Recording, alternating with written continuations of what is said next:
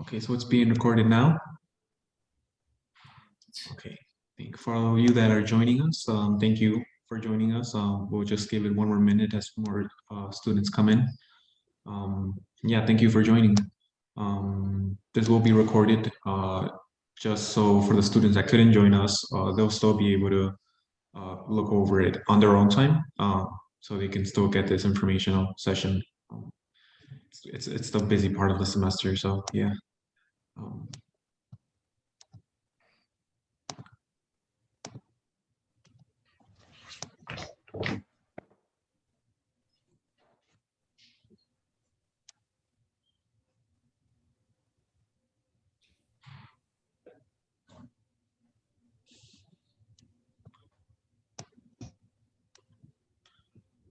I think we can start already. So, all right. Thank you all for joining us. We are here to a little home is here series talks.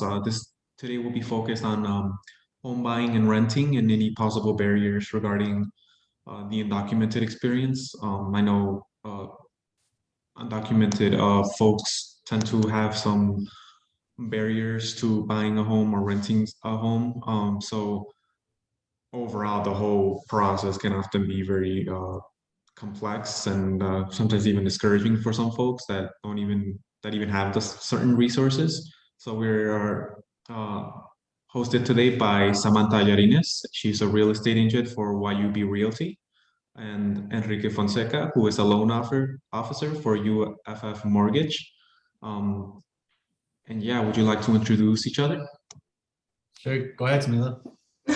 Hi everyone, thanks for throwing me thanks for putting me on the spot. Thank you guys for being here. Something super important, and I'm grateful that you're here, is to educate yourselves. So you guys are taking the first step. Like Lisa said, sometimes we're put some rocks on the road. People put some rocks on the road for us, but it doesn't mean it's not possible. Not only with real estate, but just anything you do in life.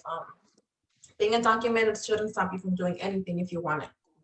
So with that being said, I'm a real estate agent, like Lisa's very kindly introduced me as. I've been doing real estate for a good maybe like 6-7 years. I've been working with other agents. Now I'm officially trying to go off on my own. Working with Lorena Ramirez and your Realty, and Enrique is our trusted lender. So who better than to give you the information that you need? We may not have all of the answers, but if we don't know them, we will be more than happy to get them for you from the trusted person. So I believe it's short and simple. Enrique. All right. Awesome introduction. So my name is Enrique. Like Samantha mentioned, I'm one of the Lorena's and Samantha's preferred lenders with United Fidelity Funding. I've personally been in the business for 3 years, but I've been very blessed. I've been able to do a lot of transactions. I'm actually the #3 loan officer in the city of Chicago through the state of Illinois. You know, I help with a lot of first-time buyers. I get a lot of people a lot of free money for your down payment and your closing costs, whether you have DACA or not. So my goal for today's presentation, and this is something I was discussing with Samantha and a little bit with everyone else earlier, is that I want to help you guys come to terms that the process is a lot easier than we think, especially when you start talking to the wrong people. They're going to make it sound like a super complicated process. But when you're working with the right team and with the right people and you have the right information, it becomes very easy. And I'll just give you a quick example. My little brother actually bought his house when he was 19 years old after he graduated from high school. So the thing is, I was actually training him to buy a house since he was in high school. So what I'm going to pretty much do is give you guys the same formula, the step-by-step, so that you guys know exactly what steps to take. And considering that you guys are all going to school and going to graduate, you know, very soon, I think this is going to be a great stepping stone so that you guys can start kind of putting some of the pieces of the puzzle together now, so that when you graduate, you know exactly what to do. All right, so I pretty much pieced over a little Google slideshow. So let me go ahead and share that. Can everyone see that? Yes. All right, so like I mentioned, I wanted to show you guys how to buy a house the easy way. So that's what I titled the presentation. All right, so let's go over the, there you go. So step one, the first step is to get pre-approved. So the way that you get pre-approved is by talking to a lender, talking to a loan officer, talking to myself, for example. And pretty much what my job consists of as your lender, as your loan officer, is taking your loan application, letting you know how much you qualify for, letting you know what programs you qualify for, collecting your documents, checking your income, and then I submit your package to my bank, and then within 24 to 48 hours, we actually finalize your pre-approval. Oops, what happened? Oh, okay, there you go. So once we have the pre-approval, that means you have your financing secured. Okay. Now, one thing that we do differently compared to other real estate companies and other mortgage companies, regardless if you're ready or not, I suggest getting on the phone with one of us, because what we're going to do is that we're going to be able to tailor a plan exactly for your situation. So for example, if you have no credit, I'm going to show you how to get your credit in order. If you have bad credit, I'll show you how to fix it. And if I can't fix it, then I'll connect you with someone that can help you fix it through a credit repair company. So I'll help you guys every step of the way when it comes to the credit part. So once you guys get pre-approved, then that's when you talk to Samantha, and then Samantha's job as your realtor would be to find you the house, based on your budget and so forth. So this is a step that I do want to emphasize, and this is, I guess, on behalf of the lenders. It's really, really important to work with a real estate agent that can do these 4 things. Because the thing is, this is what differentiates a good realtor, like a professional realtor, from an amateur. Okay, so they need to know, they should be able to check to see if you qualify for the property that you want to see before showing you the house. Because it doesn't make sense for you guys to see houses where you guys don't qualify. You guys are just wasting your time. You guys are going to fall in love with the house, put an offer, get it accepted. You're going to pay money for an inspection and appraisal, and then they're going to be like, hey, you don't qualify for this house. And you're going to be like, what the heck? So that's going to alone save you a lot of time and money. 2, super duper important, knowing if the property will pass the financing requirements. So whether it's with my bank or the bank that does loans for people that have ITIN, there are certain requirements that the property has to be, or a certain condition that the property has to be in order for them to pass the financing requirements. I've personally been working with another realtor that's now working with the real estate company that Samantha works at. She's put one of my clients to 2 houses already, has had them pay for 2 inspections. So he's already out $1,000. And both of those houses, based on the inspection, they were nowhere near going to pass the inspection for the bank. So like, this realtor pretty much made this person spend $1,000 when they shouldn't have even done an inspection in the first place, or let alone even show them the house. So that's one of the key things that you want to look for when picking your realtor. Expert negotiator, obviously you want someone that's going to negotiate your best interest in mind. They're also going to be very realistic with how the market is. For example, right now, how the market is, it's really hard to negotiate the price, and it's also really hard to negotiate closing costs. Okay. So the thing is, they're going to tell you exactly how it is. Whether you like it or not, that's up to you guys. But the thing is, a lot of times there's realtors that will be like, yeah, let's offer this, offer that. But then your offers are not getting accepted, and then you think there's something wrong with your realtor. But like I said, working with a realtor that's honest and transparent is going to be very critical when you guys are doing this transaction. And like, keep your best interest in mind. That's definitely critical. So then step 3, once you guys get under contract, this means you guys, the sellers accepted your offer. You guys are now have an executed contract, and now this is where I jump back into the picture. And my processing team now collects updated documents like your pay stub, any updated bank statements, any additional documentation that the bank may need in order for you guys to get fully approved for that specific house. Okay. And then the last step, this is where you guys actually go to the closing. Okay. So this is where you guys take your cool picture in front of the house, post it on your Instagram. I shared it on my Instagram and so forth. Okay. So this is pretty much the process in a nutshell. Okay. So that way you guys can understand what the big picture is. Yeah. Okay. So before I continue, does anyone have any general questions between steps 1 and 4, or does it seem pretty straightforward? You guys can comment on the chat if you like. Let's see, does anyone comment in the chat? And again, this is a super general 1 through 4 steps. Yeah. There's obviously so much within it, but again, people have said it's super complicated before. Real estate is super, super confusing. So that's the last thing we want to do. We want to make it easy for you guys to understand. So Exactly. those are the 4 simple bullet points. Exactly. Obviously, like he said, now comes the nitty gritty. Okay. So hold on. I guess I executed my joke pretty badly then, because what I want to say is that's it. And then just kidding.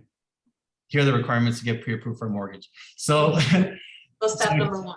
Yeah. So here are the 3 requirements that you need to fulfill in order for you to buy a house. You need to have income, you need to have credit, and you need to have some money. All right, with some exceptions, because I've had people that have brought $500 to the closing, $1,000 to the closing.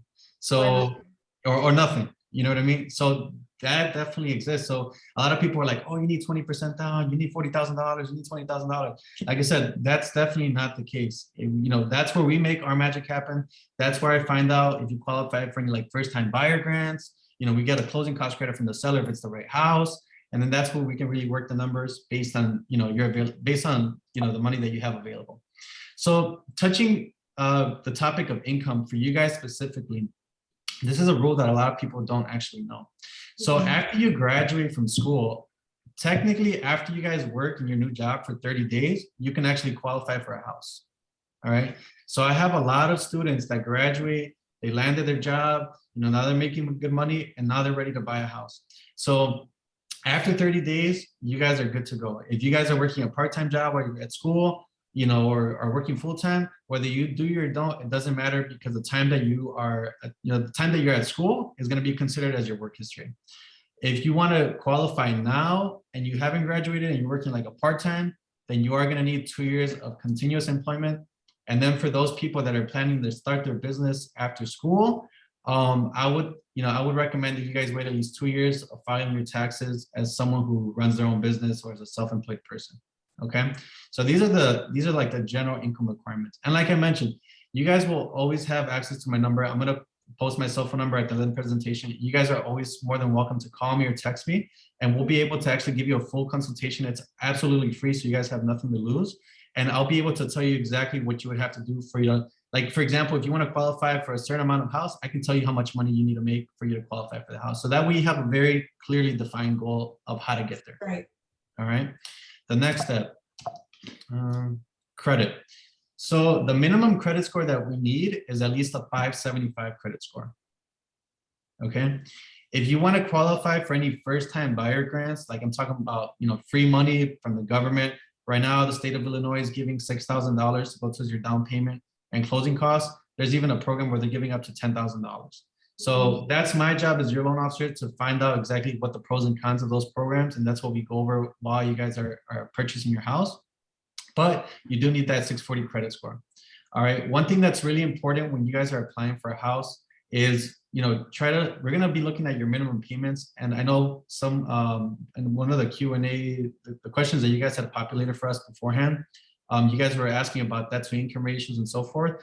Your debt to income ratio is simply the percentage that represents your gross monthly income and the minimum payments of all your debt. So if you have, you know, 4 credit cards where the minimum payment's $25, then you have $100 going towards your monthly income.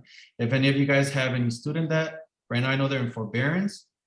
So we'll only count 0.5% of what the balance is towards your income, and that's what we're going to use. So, and another thing that I'm going to mention, just because if there's any of you that do have student loans or know of anyone that has student loans that wants to apply for a house, with the program with the forbearance ending pretty soon, I would recommend for you guys to get into an income-driven repayment plan if you have student loans, because if not, if you don't, your minimum payment's probably going to be really high, and that could cause for you guys to have problems when you go to apply.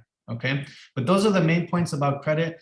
And like I mentioned, if you guys have absolutely no credit, give us a call and I'll show you exactly what credit cards do I recommend for you guys to apply for, you know, how to start from scratch. And I'll also show you how to get a 700 plus credit score within 30 to 45 days, which is also a nice little hack that you guys can also use to get you guys in perfect shape to be able to buy a house. Okay. The next step, savings. So this is what I typically recommend for you to have at least 3.5% of the purchase price plus 5 or 6 grand. So the minimum down payment that most banks ask for is technically 3%, but I like to say most people qualify for 3.5% down. So with some exceptions, but I would say as long as you have 3.5% of the purchase price plus 5 or 6 grand, you guys will be in super good shape. And the 5 to 6 grand is what are called closing costs. This is separate from your down payment. Okay, and that's the part where Samantha, your realtor, will be negotiating that part if it's possible. If you are trying to put an offer on a house that just came out 24 hours ago, I can almost guarantee you that they're not going to accept your offer right now with the market being so competitive. But if you find a house that has 15 or 30 days on the market, then you'll be able to, maybe negotiate a closing cost credit where they pay for it, and then you're just left with your down payment. Now, the current down payment assistance that are available today, as of March 29th, they vary between $6,000 and $10,000. Okay. And typically around this time is where they announce new down payment assistance programs. So when you guys actually call us, then that's when I recheck to see what programs are available, make sure that there's still funds available. Because there was actually a couple programs that ran out of funds in January and they haven't replenished those funds. So a lot of people will say, oh, I'll just wait till next year, wait till next year, wait till next year. But then all of a sudden the down payment assistance funds are gone. And now they're upset because they didn't get a chance to do it. So just know that those funds are limited. But for the most part, they've been pretty available, luckily, so I wouldn't really sweat it. Okay, so things that are gonna make your life easy when you guys are buying a house. So the documents that you are gonna provide, I would recommend to keep them organized. So for example, if you have everything in a PDF, man, we're gonna love you forever. Because a lot of people will be snapping pictures, like from over here and over there. So the thing is, as long as you guys scan your documents, trust me, you guys are gonna be able to close right away. I've had someone buy a house in 2 weeks. They found their house in 2 weeks, they closed, but man, were they organized. They had color coordination, they had their files, they sent me everything in a zip file, nice and neat. So if you guys do that, your process will be even easier, all right? In terms of the documents that you're gonna need, ID, last 30 days of pay stubs, last 2 years of tax returns, your school transcripts. If you're planning to use your time at school as part of your work history, we are going to ask for that. So might as well get it ahead of time. And lastly, your last 2 months of bank statements. Now, for those people that have work permits like DACA, La Visa U, and any other sort of work permit, your work permit does have to be valid up to the day of the closing. Okay. So for example, I've had a lot of DACA recipients that are in the process of purchasing their house. And luckily, I think you guys normally apply for the renewal like 3 or 4 months beforehand, just to make sure that you guys don't put yourself in a situation where it's expired. So just make sure that you have your DACA work permit valid during the process of buying the house.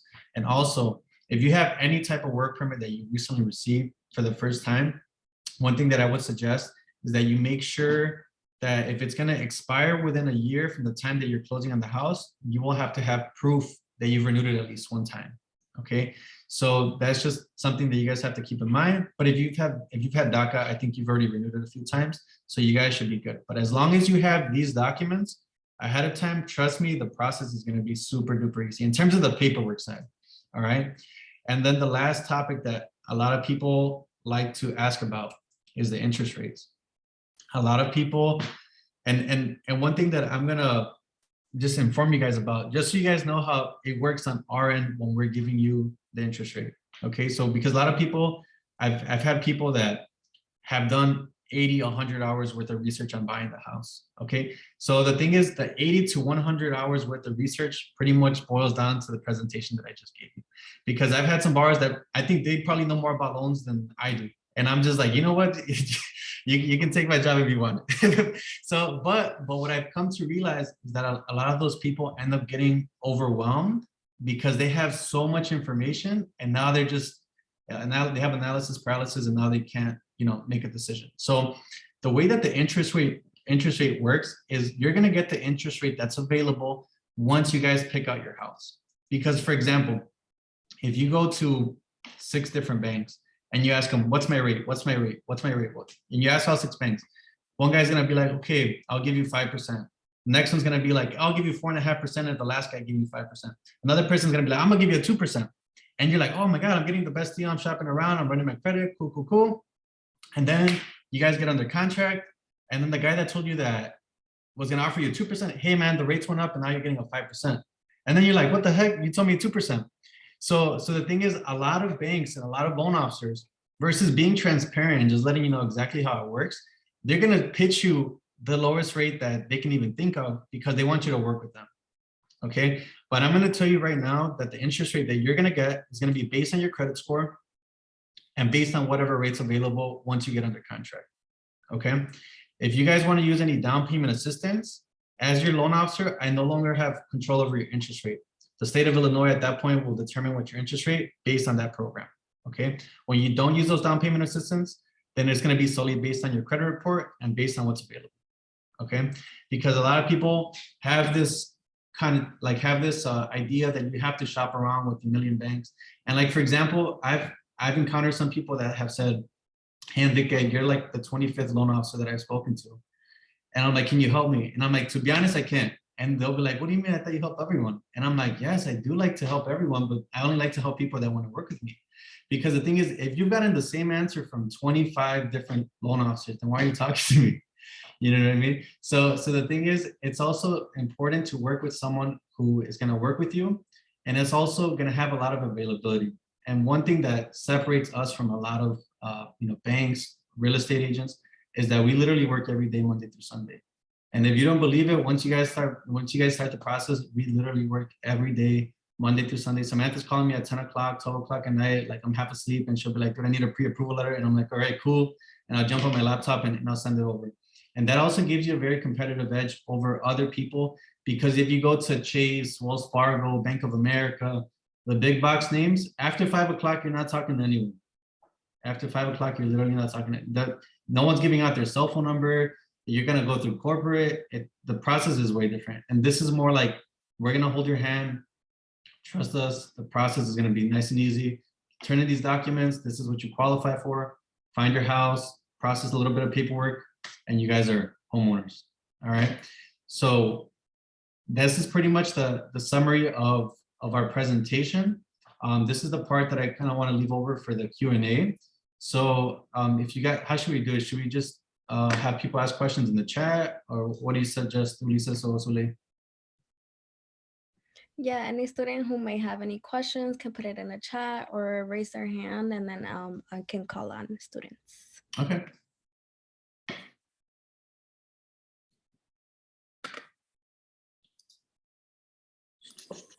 Hi, I kind of came in late because I just got here to school. I live like an hour away and I missed the start of the Zoom meeting. I think it was step 1 and 2.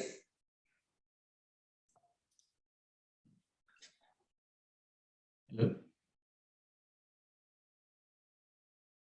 I'm sorry, did you ask a question? I can't hear you very well. Well, I was asking if you can go over step 1 and 2 from the beginning. Yeah, of course. So here, let me.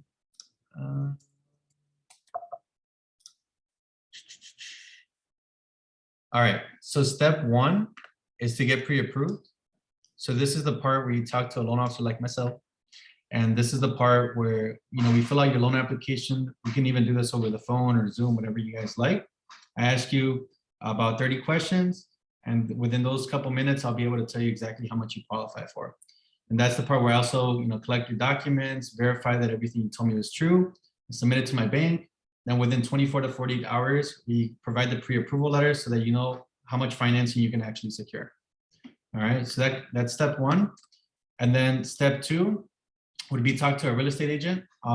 We have Samantha from Yale Realty that, as part of this presentation. And pretty much what I was mentioning is that the 4 critical points that you want to look for whenever you're talking to a realtor is that they know how to do these 4 things, okay? Which is checking to see if you can qualify for the property that you want to see before showing you the house. So then that way you're also not wasting time seeing houses that you don't qualify for. And you're also saving, you're saving yourself time, and you're also saving yourself the money, because kind of adding to the second point, knowing if the property will pass the financing requirements, because the house does have to be in a certain condition in order for the bank to actually approve the loan. So I was mentioning before that I actually had a situation where one of my buyers that's not working with the company that Samantha works at, this person, this realtor had put my buyer through about 2 houses, and both those houses were clearly not going to pass. Like, just by the picture that I saw, like from the listing, like I could have even known that wasn't going to pass the financing. And now that person spent $1,000 and can't purchase either of the homes. So the thing is, that's why it's really important to have a knowledgeable realtor that will know what condition the property has to be in order for it to pass the financing requirements. And then, also for them to be an expert negotiator, work with someone that's transparent and honest and really let you know exactly how the market really is, so that, you can put an offer that will have a higher likelihood of getting accepted. So whether that's offering more or not asking for the sellers to pay your closing costs, and that's something that you're going to be discussing more on a one-on-one basis with your realtor when you're ready to submit an offer. And lastly, keep your best interest in mind. And you know what, one thing that I forgot to mention, one thing that I really do like about this point, by keeping your best interest in mind, there's times where the realtors where Samantha works, they'll see a house that they know is not good. And it might pass the inspection, and this is something that they find that one thing that the inspector may have missed or something. And trust me, they'll be like, we should back out of this deal. This is not a good house for you. And that's also very important because it turns out that house turned out to be a huge headache. They had a huge foundation issue and they saved themselves a ton of money and they saved themselves a huge headache. Because there's a lot of realtors that just want to make the commission. They want to close you. Cool, you like the house. Let's pack up our bags and go. But the thing is, what we really care about is that we'll hold your hand step by step, every step of the way, and make sure that you guys get a good deal where you guys feel happy and ensure that you guys made the right decision. Okay. Does that answer your question? Yes. For the school transcripts, are they just like the regular ones or the official ones? So the regular ones work fine. We just need to verify that you were in school. So for example, whether they're the official ones or the non-official ones, we just need some proof that you were in school for X amount of years, and that gets counted towards your work history. So as soon as you graduate, 30 days on the job and you guys are ready to go. And then we have a question in the chat. What's the best way to set an appointment? Through website, email, call? Yeah, so if the best way to set up an appointment, here, let me go ahead and post our information right here. So I would say the first person that I would recommend talking to is me first, just so that you know exactly what you're going to get pre-approved for. So my cell phone number, this is my personal number. Like I mentioned, I work every single day. So if you guys want to call me on Sunday because that's the day that's best for you, feel free to set it up for Sunday. So what you'll do is just shoot me a text message with your name. Just let me know that you're from Dominican University or from whatever university, just so I know where you came from. And then we'll go ahead and set up a call. And like I mentioned, I like to do appointments where I pretty much tailor you guys a plan and let you know if you qualify now or if you have to work on something, whether that's through your credit, your income, or your savings. So then that way you guys know exactly what steps to take. And then we have another question in the chat. It says, for students considering buying with their families or another co-signer, what would the process would like? Great question. So for example, if you are planning to use a co-signer, when applying with Social Security, it's even more critical, and I'll touch briefly on also the I-10 process. So if you're applying with a family member, just make sure that it's direct family. So that means mom, dad, brothers, sisters, grandparents, brother-in-laws, sister-in-laws, stepbrothers, stepsisters. Unfortunately, they don't really like uncles and cousins, just because everyone's our uncle and cousin in our culture, at least. So for example, the bank really wants to know that you really are family. You know what I mean? Not your Tío Julio that's been at the carne asada for like 50 years. So we just have to make sure that we have some form of way to document that you are actually family. But in terms of the process, we'll need the same exact documents. We're going to ask them the same exact questions. And one thing that you guys should know is that whoever co-signs on the mortgage becomes a 100% owner of that property. Okay. So for example, just know that, because, God forbid, if you guys get into an argument, that person can technically force you to sell the house if they really wanted to. But that way you guys know exactly how it works, and also don't put yourself in a position where things get kind of weird. All right. So hopefully that answers your question. And then we have another one. It says 2 questions. I know you mentioned that the market is really high right now. When do you think we will see a buyer's market as of right now? And the other question is, what websites or methods do you recommend when looking for a house? That's a great question. So the way I normally answer this question is the following. Knowing when the next buyer's market is like guessing the numbers for the lottery. Okay. Really, there's no way to predict, when that time is going to happen again, because like no one expected. I don't know if you guys know, but there was like a huge market crash in 2008. That's when, the foreclosure mayhem started, where a ton of people were losing their houses. But like what I mentioned to everyone is that the crash from then versus what could potentially happen now is going to be very, very different, because the way that financing worked in 2008, there were people that would put their dogs on their loan application, gave them a made up job, and they would be able to buy a house. So, and there was programs called stated income where you could be like, oh, Enrique, I make $100,000. I have excellent credit. Give me a $500,000 house. All right, cool. Boom, you're done. So because there was a lot of predatory lending, because there was a lot of unregulated lending, everyone and their mamas was able to buy a house. All right. But now you actually have to show the bank that you can actually pay for the house. Okay. So we don't have that factor to really cause for another foreclosure, or at least where it becomes a buyer's market. And like, for example, one thing that we did project was that because of COVID, we were projecting that a lot of people were unfortunately going to foreclose on their property. But there was a lot of assistance from in behalf of the banks, and they were allowing for people not to make payments for up to even 14 to 16 months, I've heard. So the thing is, that gave enough time for people to recover on their mortgage, to find a better job, you know, to be able to continue to pay their house, so that foreclosure, all those foreclosures that were supposed to happen, didn't happen because, you know, people were able to get their stuff back in order, which is awesome. But now when you're buying the house, now is that there's a shortage of inventory, and that's why it's a seller's market right now. That's why it's, you know, the houses have gone up because there's a shortage of inventory. But like I also like to mention to everyone, a lot of people like to ask me, Enrique, when's the perfect time to buy a house? The perfect time really doesn't exist.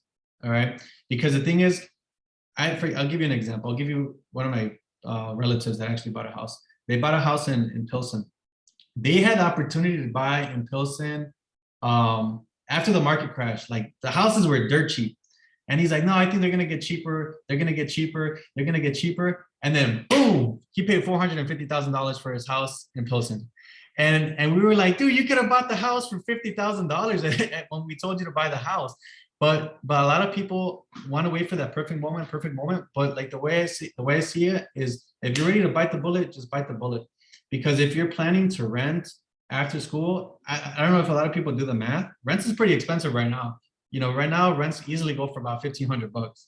If you do $1,500, let's say just times 12, you're paying your landlord $18,000 a year, right?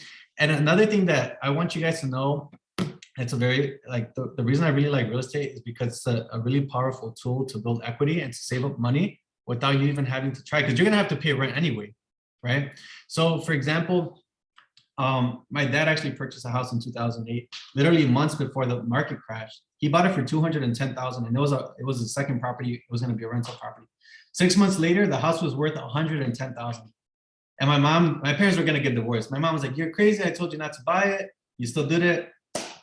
Everything went, you know, hit the fan. You know what I mean? So my dad actually sold a property for $250,000 2 years ago when the market went up. So the thing is, it's a buy and hold game.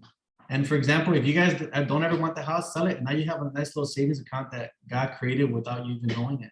Or if the property went up in value, now you just got a profit for just buying the house. You're going to have to pay rent anyway. So the thing is, why not, you know, start investing now? Because think about it, 30 years from now you're talking about having $200,000, $250,000, $400,000 saved up that you weren't even expecting to have, aside from any other potential investment vehicles that you guys potentially like looked into. So I hope that answers your question in terms of, you know, when the next buyer market is. And also just to add to it, based on what I've seen, I don't think it's going to be anytime soon. I think it's going to be like this probably for a couple more years. And who knows with the whole situation, like the world events, I don't know how that's really going to affect it. I don't know if these gas prices are going to cause for people to foreclose on their houses, but like, you know, it's really, really hard to tell. It's really hard to tell. In terms of looking for websites or other methods to look for a house.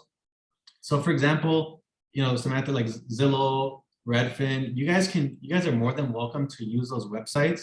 The only thing that I would say that I don't like about that is that there's sometimes a slight delay between those websites and the MLS, because the MLS is actually the database that's regulated by the government that shows the active listings.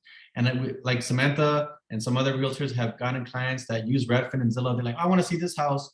And it still doesn't show contingent or under contract on Zillow, but on the MLS already does. And then the client's like, man, I think you just don't want to sell me the house, but it's because of that lag. So like, I would say if I were you, if you want a list of homes, contact Samantha. shoot her over your email, and she'll be able to send you a list of homes based on the areas that you want to look at. The next question, how can undocumented buyers without DACA navigate the process? All right, great question. So for example, if you don't have a work permit and you don't have a social, that's totally fine. All right. There are banks that will finance with ITIN. Okay. I personally don't do the ITIN loans, but I am also very knowledgeable when it comes to that specific type of loan, just because I also help around the office and point people that need that bank to the right direction. So for example, Samantha's company, the real estate company, they're actually connected with this bank, and I'm not going to disclose, and I can't disclose the name of the bank, because that bank gives priority or privilege to Samantha's company, because they've created a process where they're only sending people to the bank that can get approved. And that gives us priority, because if you try to go to that bank on your own time, it can take anywhere from 5 to 6 to even a year to get an appointment. But if you go with Yub or Samantha, it takes less than a month for you to get that appointment. But the general requirements for the ITIN program is that you need 2 years of employment. Typically, they do ask for you to be at the same job, with some exceptions. As long as, if you do change jobs, I've been told with 30 days, even maybe 6 months, as long as you change jobs, but you work within the same line of work. So for example, if you're, I don't know, working at XYZ company doing, I don't know, human resources, and now you're working at XYZ doing human resources, then they'll validate that. But now if you're going from human resources to like civil engineer, then you're gonna have to wait 2 years, because they just wanna see that you're in the same line of work. So that's typically like the main requirement that they ask for. And the same if you're like self-employed or you've been getting paid cash, you just have to make sure that you report those cash income for at least 2 years. And one thing that I am going to specify, because I know a lot of people do get paid in cash, especially when they work with ITIN, just make sure that when you file your taxes, find out exactly how much money you can actually report. Because what happens is that you end up reporting as a self-employed person. And when you report as a self-employed person, you can actually write off deductions. So like gas, the clothes that you wear. And what ends up happening is that I've had people that make really good money. They make 60, 70, 80, $100,000 in gross receipts. But after making all their deductions, they only show that they make $10,000 for the year. And then the bank's gonna be like, wait, how am I gonna approve you if you're showing that you make $10,000 a year? So that's something that I would also, if you are self-employed, I would recommend talking to Samantha or someone from her office to give you an orientation of exactly around how much income you need to report, so that you get a better idea of what needs to be done in order for you to buy the house. And then credit. So now they actually changed the requirements. So as long as you have, if I'm not mistaken, a 580 credit score, they can also approve you they can still approve you for the loan. However, there are going to be a little bit more challenges. They might ask you for a bigger down payment or reserves. And one thing I am going to mention with the ITIN program, it's a little bit more abstract. So they more or less take it on a case-by-case basis. There's not very like black and white like rules and regulations of what we can follow, but I'm giving you like the general idea. And if, for example, I would recommend that you at least have a line of credit open for at least a year. Typically with a year, they will approve you. What else? Alternative lines of credit is also another way to show that you have credit worthiness. So that includes light bills, gas bills, cell phone bills. What's another one, Samantha? Because I know they stopped accepting Netflix, gym memberships, but just another way to show that you've been able to make at least 12 on-time payments, because the bank just needs to know that you're a person that's responsible enough to pay your stuff on time. And then lastly, with the savings portion, what documents would my family need? Okay, I'll get to that. I'll get to that part, Angel. And the last part in regards to savings, typically with the ITIN banks, they require between 5 and 10% down. Okay, there's a lot of banks that will ask you for 20, 25, 30%, but Samantha's team has been able to find a bank that only requires 5 or 10% down. And one thing I do want to mention is that they typically ask for anywhere from 6 to 8 months worth of reserves. So for example, if your mortgage payment is going to be $1,000, just make sure that you have at least maybe $8,000 extra in your bank account to show that you have some money left over after buying the house, because they just want to make sure that you're going to be left with no money after buying the house. All right, so that's why they ask for the reserves. Okay, and that pretty much summarizes it. just make sure that you've done your taxes on time for the last 2 years and that you filed them with your ITIN. Make sure that your ITIN number is active, because I know some people have gotten sent to the bank with expired ITINs, and they don't approve them. So just make sure that your ITIN is active. And then I see that Angel asked some other questions. So what documents would my family and I need if we were to make an appointment with either you or Samantha? In addition, how much is the consultation fee? That's a great question. So let me go back to the slide. So these are the documents that you guys are going to need. So your ID, last 30 days of pay stubs, last 2 years of tax returns, school transcripts, and last 2 months of bank statements.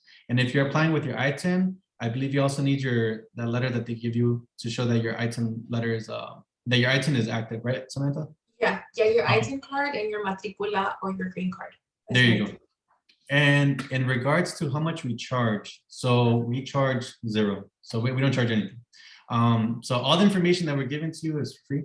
The consultations are for free. If you want to talk on Sunday, that call is for free. If it's non-mortgage related, I probably will charge you. No, I'm just playing. But if it's mortgage related or real estate related, we'll be more than happy. And we don't charge a dime for it. And like I mentioned, we definitely like to help people step by step by step. I've had people that came over to us 2 years ago. They had no income. They had no job, no credit, no savings. And in 2 years, they got a job. They put their credit together, they got their savings, and they just recently bought their house. So whether you're ready to buy now or later, feel free to contact us, today, and we'll be able to give you that orientation so you know exactly what steps to take so that when that time comes, boom, you guys are ready to go. All right. Zulay, okay, how much income is a good income for a loan approval? Okay, good. So the question is, how much income do you have to typically make in order for you to buy a house? So the rule of thumb, what I normally like to tell people, if you make $25,000, you're going to qualify for about $100,000. So for you to qualify, I'm just going to give you guys some different price ranges so you guys can kind of get an idea of the income. So for $100,000, you're looking at about $25,000 a year. For $200,000, you want to make at least $45,000 a year. For $300,000, I would say make at least $60 to $65,000. If you're trying to get into the $400,000 range, you're looking at about 80,000, and 500,000, like 400,000 or 500,000. When you're trying to go in for that range, you have to be around $100,000 a year. At $100,000 a year, you can probably get close to almost 600,000. So that kind of gives you an idea of where you'll be based on the income and and you can kind of also get an idea of your purchasing power. And like, for example, if you guys want to call us, like I said, ahead of time, and you guys have already done some research on your career and you know roughly around how much you're going to make, what you guys can also do is contact us. We'll fill out your application for free. We can even do it over the phone or Zoom, whatever is easier for you guys. And then that way you guys can just browse around on Redfin and Zillow and kind of get an idea of what you can qualify for. And another thing that I want to mention to you guys is that a lot of people want to buy their dream house right from the beginning. And don't make that an obstacle for you guys, because the way you got to see is that you're more or less buying an asset. What banks? Okay, I'll get to that 1 second, Amy. So you're more or less buying an asset. So your first property, if you got into some student debt or you have a car payment or whatever, you're not qualifying for much, also consider maybe buying a condo. A condo, if you're gonna rent anyway, I might as well get a condo, and you can get a condo for 80,000, 100,000, 150,000. Your mortgage payment on a condo, you're talking about $700-800. You can rent those for $1,200 all day long right now. So now you're making $400 a month in residual income. Once you guys live in there for a year and you guys are not ready to buy that single family, now you'll have that residual income of $400 a month to help you actually, pay your monthly payment on your dream home. So, the first step is just get in the door and then see what you got and see how you can use it to your advantage. Amy, what banks accept ITIN loans to build credit? Do I have to have more than one credit card? Great question. So in regards to the ITIN loans, so that's kind of like one of where Samantha works, that's one of their secrets. All right. So we're personally not allowed to give you guys that information because, like I said, we have a very exclusive relationship with that bank where they give priority to the real estate company that Samantha works at, because we've already created a system that provides them, clients that are ready to go, and that are, if you more or less put it this way, if you try to go on your own, it's going to take anywhere from 5 to 6 months for you to get an appointment versus a month. So Amy, if you want to learn more about that, I would recommend calling Samantha. And to build credit, I'll give you guys a quick credit tip. If you guys are starting credit from scratch, go on CapitalOne.com and apply for a secured credit card. Okay, I would recommend putting $300 on that credit card. And if you guys want a 700 plus credit score in 7 to 8 months, what you're going to do is the following. You're going to spend 75 to $100, no more than that. And 2 days before the bill is due, you're going to pay it off in full. So you're going to use it, pay it off, use it, pay it off, use it, pay it off. After 3-4 months, you're going to start getting offers in the mail for other credit cards. Apply for that second credit card and repeat the process. 8 to 10 months later, you're going to have a 750 credit score all day long. Okay. If you guys have a family member, a friend, a cousin, whatever, that has above a 700 plus credit score, and they're nice enough to add you onto their credit card as an authorized user, within 30 to 45 days, if that person has a 750 credit score, you will now have a 750 credit score. All right. So you guys will have phenomenal credit in 30 days like that. Okay. So that would be my suggestion, Amy, for building credit. David, as a freshman, is there anything that I can do right now besides attending this to be ready to buy a house as soon as I graduate? So, I mean, David, one thing that I would suggest is just calling us and letting us know exactly what your plan is. Because what I could do, like I said, if you guys are not ready to buy right now, I'll still take your application now so that when you guys are ready to buy, I just click the button and then it approves you. So you guys will already have 80-90% of the loan process already complete. So as soon as you get your job, boom, you're ready to go. You just say, hey, Enrique, I'm ready. Click the button and you guys are now ready to go to start looking at houses. So that's what I would suggest, David. But if you want something specific, I would say make sure that your credit is good. So if you graduate, let's say in 4 years, I would say make sure to work on your credit. In 4 years, you can have above an 800 credit score easily if you follow the steps that I just gave you. Just try not to get into debt. If you're trying to buy, your car or whatever, if you get a car, just get a modest payment. But, if you're going to land a job that's going to make you a lot of money right out of college, it doesn't really matter. And that's another thing that I want everyone to know. If you guys are going to get into a job where you guys know that the income is going to be high, it doesn't really matter if you have a $700 car payment. It doesn't really matter if you have a ton of debt. Because what we just want to make sure is that you have enough income left over after making your minimum monthly payments. All right. So hopefully that answers your question. My brother added me on 2 credit cards once I graduated. Should I still create Yes, I would definitely recommend that. I would, even if someone adds you onto their credit card as an authorized user, I would still recommend for you to create your own credit, because on your credit report, it does show that you're an authorized user, which isn't a bad thing, but the bank also likes to know that you personally have been able to establish your credit history. Okay. So does anyone have any other questions?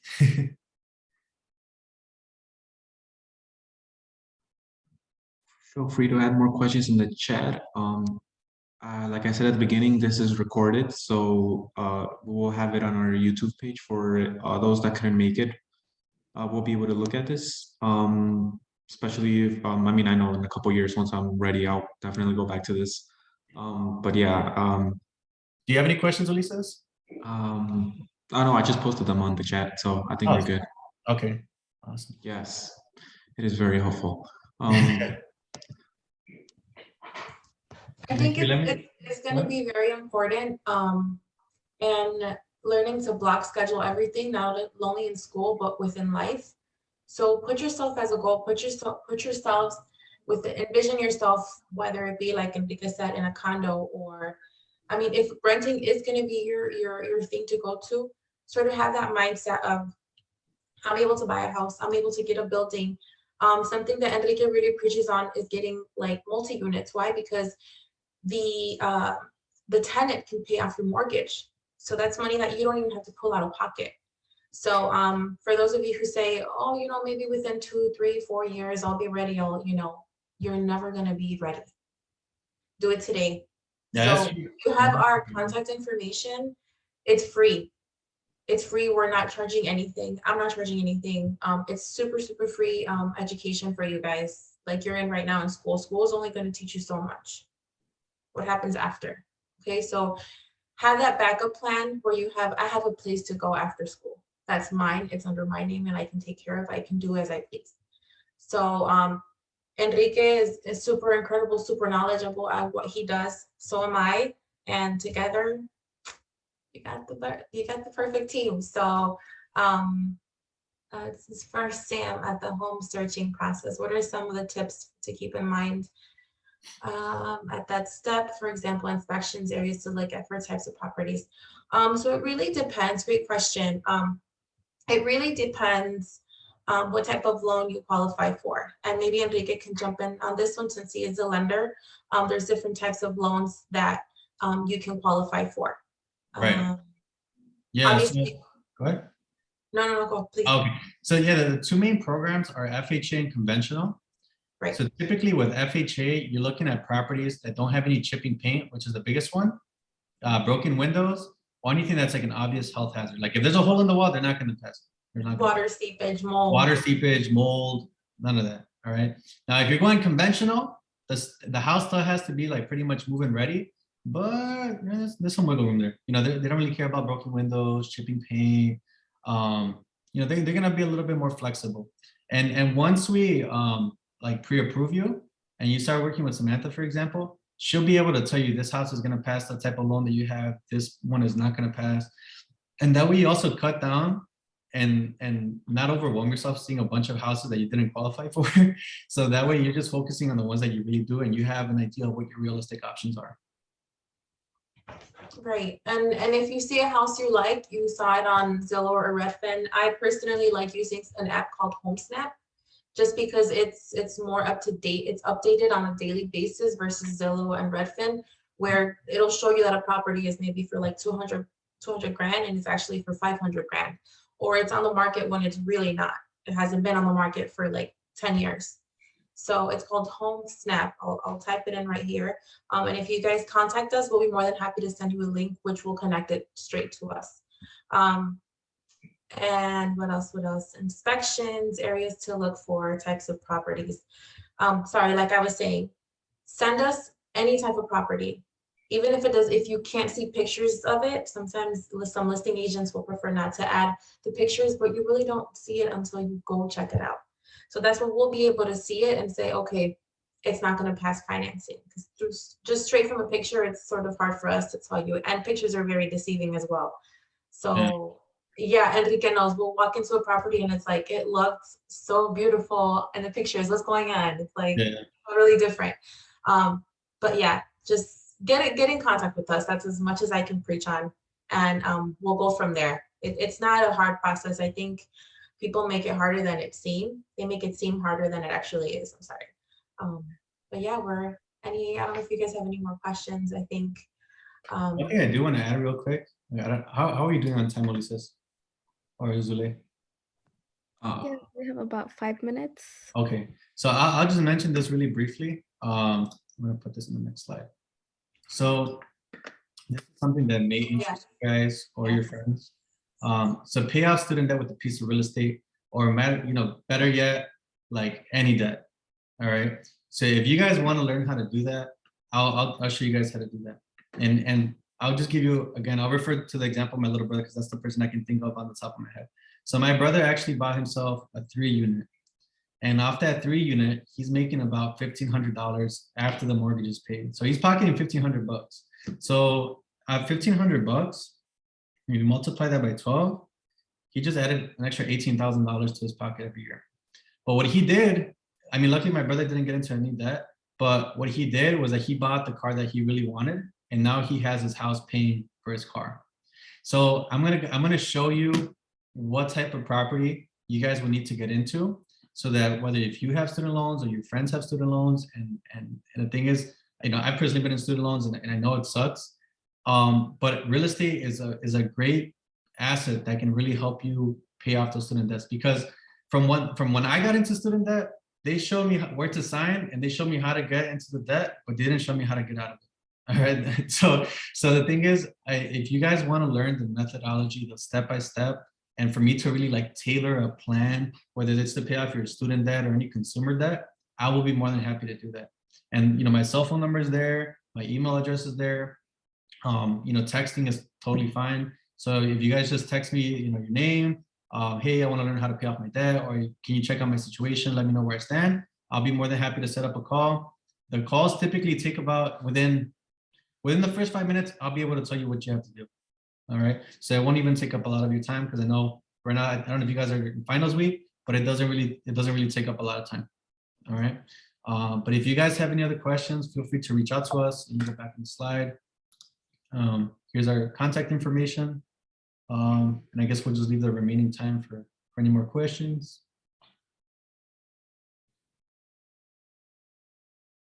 So I think this is a good time to end it. It's almost time. But yeah, these were very helpful questions. Thank you to those that were able to make it. Very informative session. Thank you, Enrique and Samantha, for joining us, as well as Jackie for helping us put this informational session together. And yeah, I think we're running out of time, so we're just gonna let you two go. And yeah, thank you. All Thank right. you guys. Have a great rest of your day. Thank you. You too. Thank you for joining us. All right.